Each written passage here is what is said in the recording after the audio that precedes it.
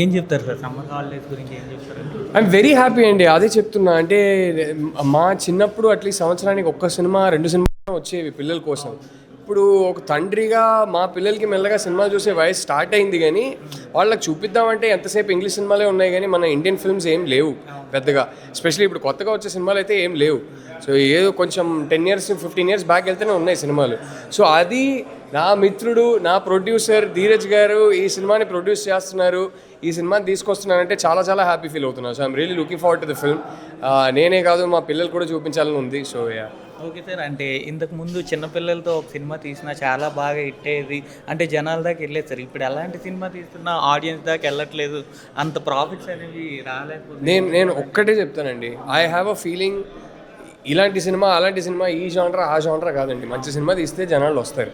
అది మేమందరూ తీసేది మంచి సినిమా తీస్తున్నామని నమ్మే తీస్తాము.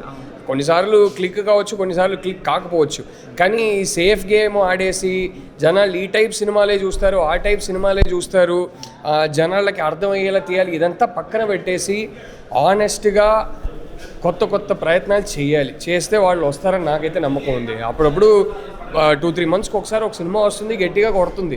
సో జనాలు అయితే థియేటర్కి రావడానికి రెడీ, కానీ మనము ఎప్పటి నుంచో తీసే అవే సినిమాలు మళ్ళీ మళ్ళీ తీస్తుంటే రారని క్లియర్గా నాకైతే అర్థమవుతుంది.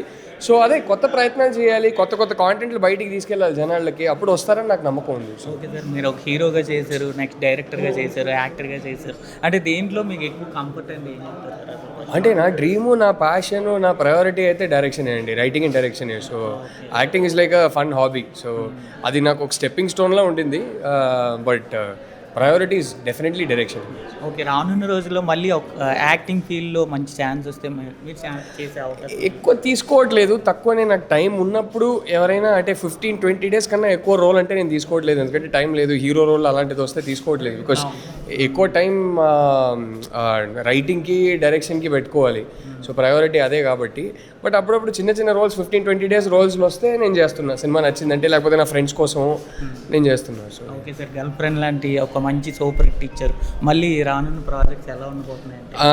త్వరలో చెప్తాను. ఇప్పుడు కొంచెం ఎర్లీ అదంతా మాట్లాడుకోవడం, బట్ యా త్వరలో ఎక్స్పెక్ట్ చేయొచ్చా?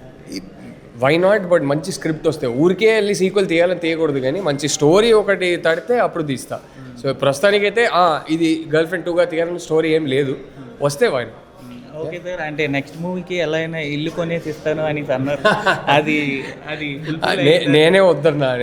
అదెందుకు, ఆయనకు సన్ ఉన్నారు, మీరు సేవ్ చేసుకోండి, నేను మంచి సినిమాలు తీసి నేను సంపాదించి నేను కట్టుకుంటానన్న. ఆయన పాపం సినిమా రిలీజ్ అయ్యి ఒక 1 week కల్లా అడిగారు, ఎక్కడ కావాలి బ్రో, ఏం కావాలి బ్రో అంటే, ఏ వద్దు మీరు పెట్టుకోండి అన్నారు. Okay sir, okay.